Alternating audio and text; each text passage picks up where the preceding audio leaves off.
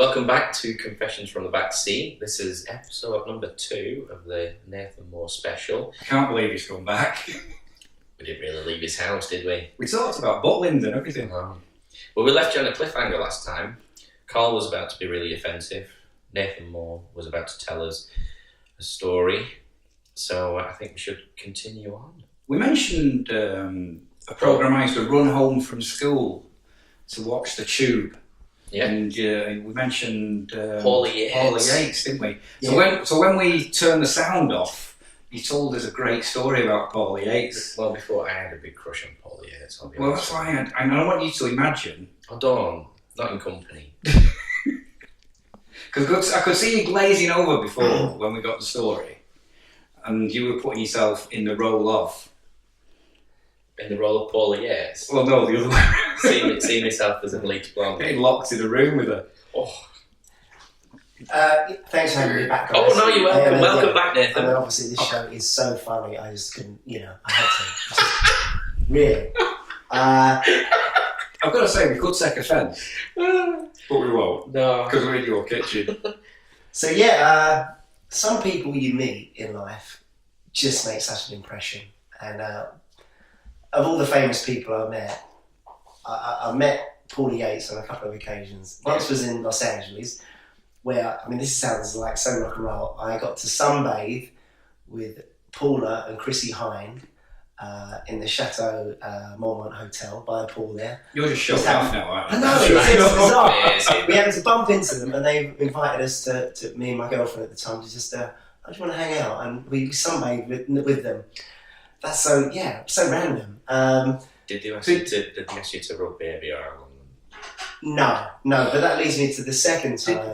Did you notice then? We just happened to bump into them. In Los Angeles. In Los Angeles. We never bump into people like that, do we? I never go to Los Angeles. I've been once. Yeah, I have as well. Yeah, it's alright. So, no baby oil in this story? No baby oil, but... So the second time, what happened? The second time, we were on a TV show and Paula was hosting it, and Brother Beyond were in the dressing room, and Paula strides in. You never met someone so confident, so witty. She had a lot of power. She walked with this power and aura, and I think it's quite intimidating, especially for a man, because she is smart, sexy. She had both. Not many women have both. Yeah. The intellect to back up the sexual confidence, and she starts talking to me about my recent breakup from the girlfriend, but she does this whilst massaging the back of my neck. Yeah. And so she's massaging away, chatting away, but the rest of Brother Beyond walked out and left me to it, and I was like, I was intimidated, to be honest. I was like, oh my God, and I was chatting away. That sounds like a setup to me. If she knew you just split up with your girlfriend, and she's mentioning it, and she's massaging it, but and everyone walks out the room. For them to walk out, I was like, guys, help me out here. It didn't go. It was nothing more than that, I promise you. But it was just an interesting moment. She was a charismatic and wonderful lady, and it's quite sad that she's not with us now. Yeah. But Mind you, just through that story, if it was the other way around, if it was a influential man and a young lady, you'd be on one of these Me Too websites now, going, do you know, he was feeling me up on the back of the neck. And yeah. There's definitely, when I hear and see a lot of this Me Too thing, I actually sort of think, well, hold on a minute, what about me? Because, when I'm at a gig on a Saturday night and, singing at the front row, the amount of wandering hands that, from ladies that grab my inner thigh and slide up a bit higher and like... It must be terrible. It's just... It's showing off again. You know what, the thing is, it is different. Yeah. I think ladies, let's say you're a lead singer, a female lead singer, you are a little bit more vulnerable in that area. So I don't think it's not as traumatic for me. Oh my God! Yeah. But it happens a lot, so I don't want that. No. I just want to entertain people, and if they get a bit excited, great, but they don't have to slide their hand in and grab your ghoulies, which is what happens. Yeah. You know, it happens a lot, people. So, you know, have a bit of sympathy for us chaps out there. Does it happen to you too? I'll be honest with you, I camp it up when I perform, and it happens to me more often than not with men. Yeah. I've been given more numbers by men than women, which is... Even my kids call so me you camp. get manhandled then? I get manhandled. So what happens to us all then? Yeah, oh yeah. But so when you were at your peak and you'd had your hit, first Hits? So Are you Johnny Funny again? It's not working, man. 2 top 10 hits. Excuse me. Number 2, number 6. Remember that song, He Ain't No Competition? Yeah. Yeah, remember that one? Remember that title? Yeah. Number 6. How does that go again? Yeah, no competition. Carl, this is a first and You're a not special funny. guest. You're not funny. Let's not upset him. It's funny that This is the second and last time. a lot of people tell me I'm not funny, Yeah, well, especially my family. there's a reason. Well, So, you're talking about being objectified. I'm finding that quite interesting because I think I mentioned it in number 1. The first thing that comes out when you look at all your videos, obviously there was more than one. I've seen all the videos. You've always got your chests out. They're always objectifying the lads, but also the girls. So was that a thing that was pushed? It was like you had to have this sexual image. In my second band, Worlds Apart, where we were dancing, we weren't really playing instruments, and so we were more the typical boy band. Yeah. I think it almost came from us. You know, let's have the shirts open. Does it? And let's go to the gym, and you know, it's part of your, I guess, your image and what you're putting over, and your sex appeal. So that pressure doesn't come from the record company; it comes from just within and you yourself. Not really. It's like, well, what kind of band you're going to be, and you know, who are your fans, I guess. And at that time, we knew a lot of our fans were female, and the guys in Worlds Apart, I think were, you know, they were good looking. Yeah. Everyone was good looking except me. I was the ugliest one.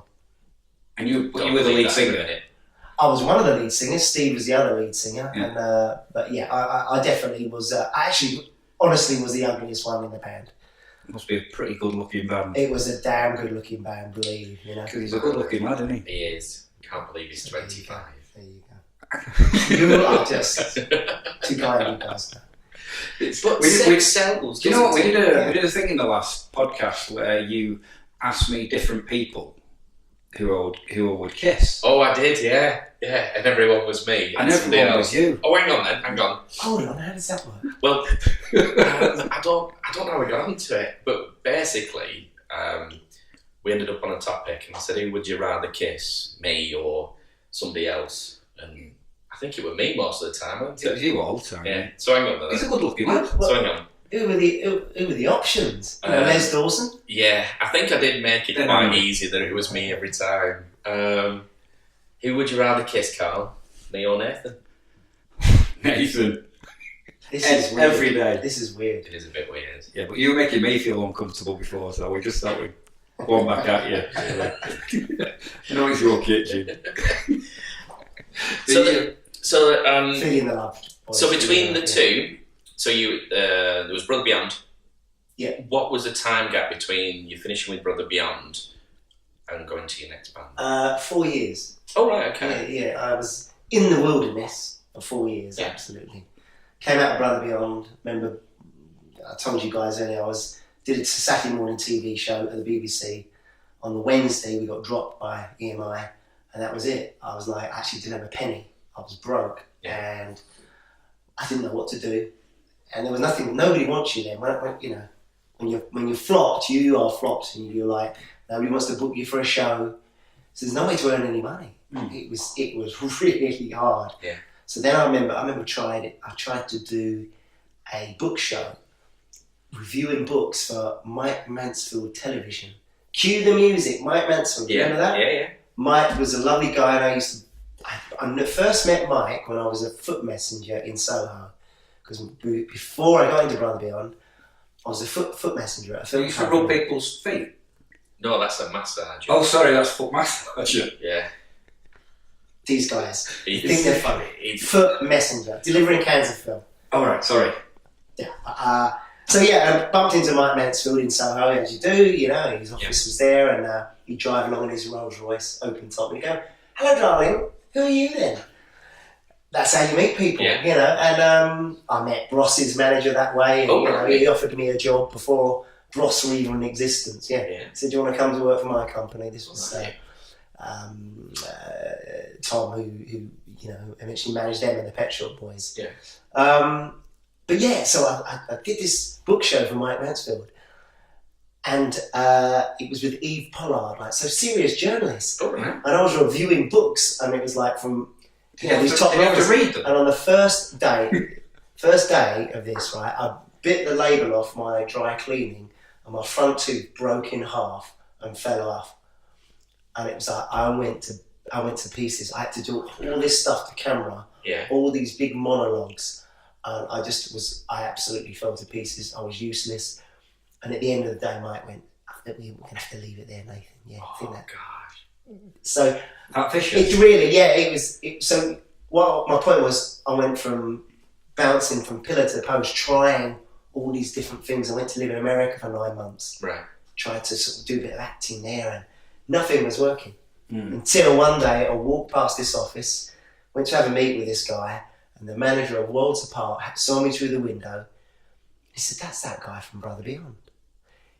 He got my number, he called me the next day and said, "Nathen, you walked past or came into the office of a colleague of mine yesterday. Said, I need to meet you. I need a lead singer for my band Worlds Apart. Yeah. I've got a gig in Germany in 5 days. I need to know whether you'll be the new lead singer of Worlds Apart, because there's 5,000 people going to be at this gig. And the band don't have a singer." Oh my word. And again, another stroke of luck in life. And you need those moments of luck. Yeah. Without that, things don't happen. You know, you can put all the work and effort in and all the endeavours, but... And 5 days later, you're singing in front of 5,000 people in Germany. 5,000 days later, from kind of being on the dole to in front of 5,000 people. And that's hairs on the back of your neck. God, yeah. It was and think of that time, that was 1994, no internet. So they couldn't even announce to everybody that there was the old lead singer had left. No. All these kids had turned up, and I could see the Aaron posters. Aaron was the guy that had left. Right. "Aaron, we love you." And they're like, the band were just so matter of fact. They came on stage and went, "Hi everyone, here's our new lead singer Nathen." You know, just straight into it. "Everlasting love," you know, like the girls are crying. "Where's Aaron?" Yeah. But then a week later, they'll go, "We love Nathen." Oh, brilliant. Because that's how fickle pop is. Yeah. Sorry, but and then it just went from there. And you're still with them, aren't you? That's still going? Yeah, Worlds Apart. We have a tour next year in France. Arena tour, the Zeniths, all the places we used to play, and 6,000, 7,000, 8,000 people. We're there again with a few other acts, lots of French acts, but let's say Technotronic, who everyone might know, Pump Up the Jam. So they'll be there, and we're probably the headline act of that, and because Worlds Apart, we had 5 top 5 singles in France, so. He's been a bit modest, isn't he? Because you did some research on this. Yeah, and I mean, the album that you released, your first album, is still up there with some of the top, I think top 100 when I was looking last, of greatest all-time sales in France. Yeah, the album everybody sold over 1 million copies in France, so it was a big album. Yeah, so it is definitely in the top 200 best ever selling albums. So, I mean, on all that success in France, was nobody in England knew what we did. Yeah, I remember, and it was quite wonderful. I went to Heathrow on the tube once, flew over to France. We were met by security at the airport. Hundreds of girls banging on the window at baggage control. We had this mad weekend doing TV shows, girls sleeping outside on the pavements. They took us out the TV studio in an ambulance to the airport. It was just crazy, and the security were bundling us through. We got on the plane, landed at Heathrow. I got on the tube on my own. Just went back to Islington, I was living at the time, and everyone looking around and thinking, I bet these people don't know what I've done. Yeah. And I bet they'd find it mad if they did know. But it was quite nice because I could then just retreat into a normal, quiet life. Yeah. And it was like being a part-time pop thing, and in some ways, France. In some ways, is that nice though? I liked it, I value that. I want part of that. I just want to go. I want to go to Tesco's and not be asked about my pop career over the veg section. You know, and I get a bit of that. I get that now. It's great living that kind of life, and then going to an 80s festival and celebrating the hits and singing along, and everyone giving you a bit of attention there in that space, but then walking away from it. And that's what we had in France. We had this mega success. Yeah. And then we'd come back to the UK and it was nothing, because we didn't release a sausage here in those 5 years when we were being big stars in France. And was that a conscious decision, or was it just that where the market was at the time? It sort of worked out that way. I think Take That and Boyzone and all these other boy bands were dominating the UK charts, and there wasn't any room for us. And we'd been... Worlds Apart was the first band cast and put together by Simon Cowell. Oh, right. Yeah. And he kind of lost interest and sort of, he was moved on to other things. So, and we just happened to stumble across this success in France, just as Take That were breaking up. And France is notoriously difficult to break into, you know. So we were one of the only international successful boy bands. And the next biggest successful boy bands, they happened to ended up being French, because they sort of made their own versions of Worlds Apart. But yeah, it was great to go there and do that and go home, back to the UK and live a nice peaceful life, you know. So what did you do on your downtime? What were you... did things I enjoy, sport and, riding a bike, walk the dog, go and have coffee with Wayne. When? I sing with Wayne. When? Yeah. You got his name in? When? Yeah. That's Wayne Farrow, fabulous wedding singer. There's a plug for you, Wayne. Yeah. He sends me tweets. I know he does. We're on holiday and everything. He's a fan. No, Wayne, I'm sure he is. He's not me of the podcast. He likes strange humour. I think that We've covered those bases. We've covered that.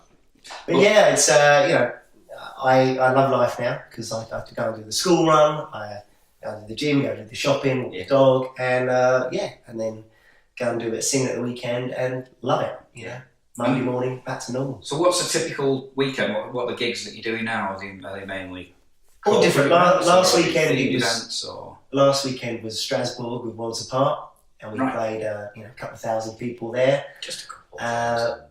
Yeah, but, it's like it is. And then weekend before that, I was doing a little private party in Poland.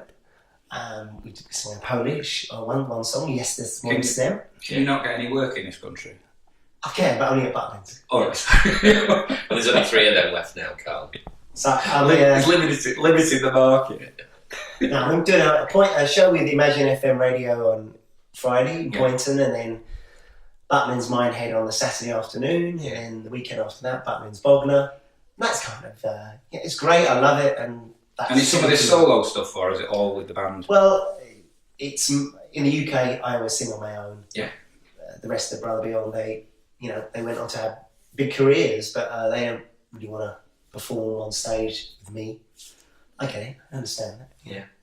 When you come and you ended Brother Beyond, was it just a natural sort of, this is the time to go his own way, or was there a... No, it just ended. Yeah. The record company said, you're not selling records anymore. Right, it's over. We're dropping you. And it's just so sudden. Nothing prepares you for it. Right? There's no manual to read. Right, when you're over as a pop singer, this is what you do. Unless you've got a cushion of cash. Yeah. To soften the blow and give you time and space. So having gone through that journey from and through 2 bands and to where you are now, pretty typical question, I think, this one. Have you got any advice for the young kids of today that are coming through, who are the Britain's Got Talent generation? Have you got any advice for sort of the route they should take, or any advice for how people should approach the business? Yeah, I mean, don't yearn to be rich and famous. That's the wrong way to go about it. And you probably won't get it if that's what you hanker after.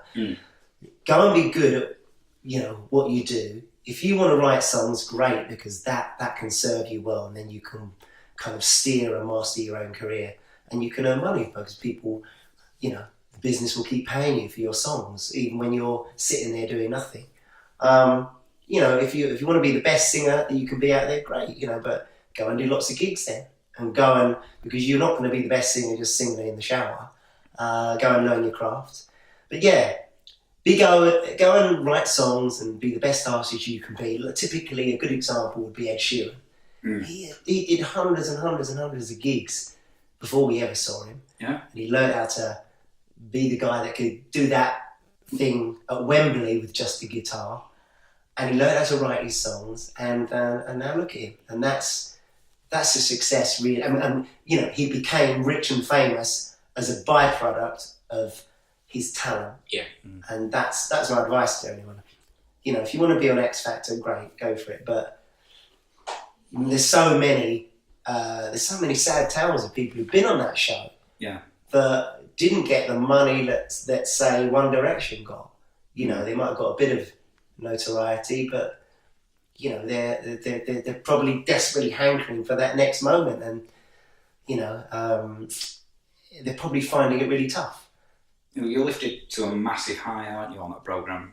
And if it doesn't work... Well, imagine you're someone, let's say, like Wagner. Remember him? Yeah, because... Well, we all know, they sort of almost become household names for that period.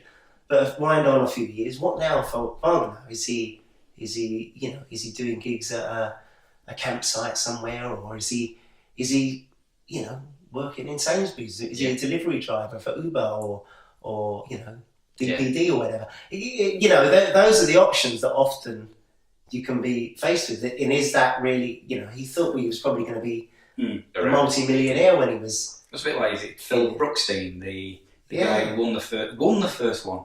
Won it, and just because he fell out with Simon Cowell, he's not as where he expected to be, is he? Yeah, that's it. You go on there and if you get to that point, you've got these huge expectations, and you are really famous that week. You walk down the street, and I bet you, pretty much everyone knows who you are. But wind on a year, and you can't even remember some of these people because it's the next crop of people. It's like being on Love Island. You've been on Love Island 1 year. When the next lot come along, well, you're over. Yeah.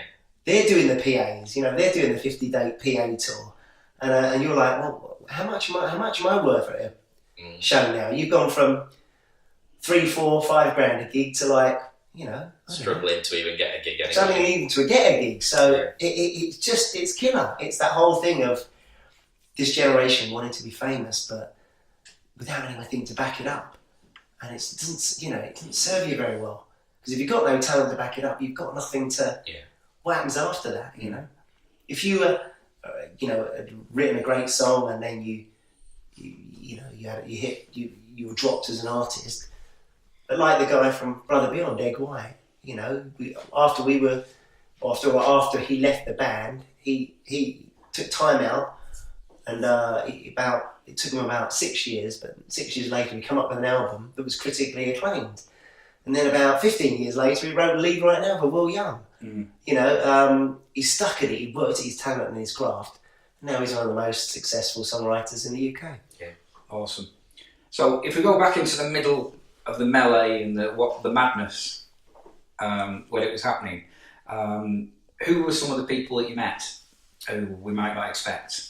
I might not expect. Because we're just thrown into the middle of just superstars. Yeah, I randomly just met Madonna once.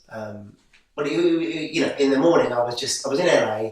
We were about to shoot a video with Brother Beyond, and I got this call off this guy, and he said, my name's Alec, and I pitched for your video. I didn't get it, but I'm doing a movie with Madonna right now, and I just want to come and say hello and have a meeting. Maybe we, in the future we could work with each other, because I like what you guys do.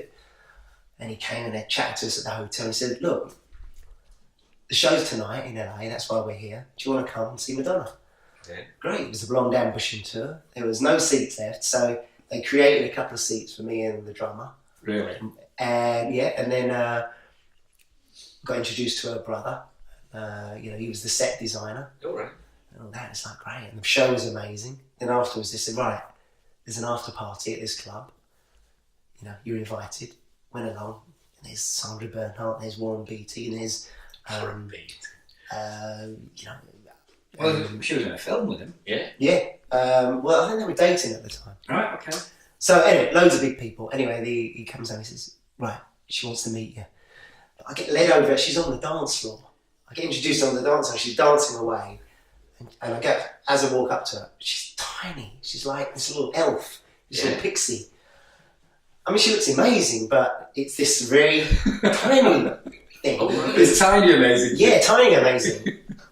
And I think she does this to see what you're made of. And she says to me, hi Nathen, so what did you learn? I'm like, what do you say to that? That's not an opening. Well, how are you? And, hey, how did you find the state? Not did you enjoy the show? What did you learn? And I went, how to put on a great show, and so I think it was just to see what you're made of, and see what, I think smart people, they test you, don't they? They see what you're about. And anyway, so one of the biggest regrets in my life, at the end of the night, the director says, you know what, she's having a dinner at our house tomorrow night with Warren and Sandra. It's only about 8 people. You're invited. And I'm like, I can't go. He said, you what? You're turning down dinner at Madonna's house?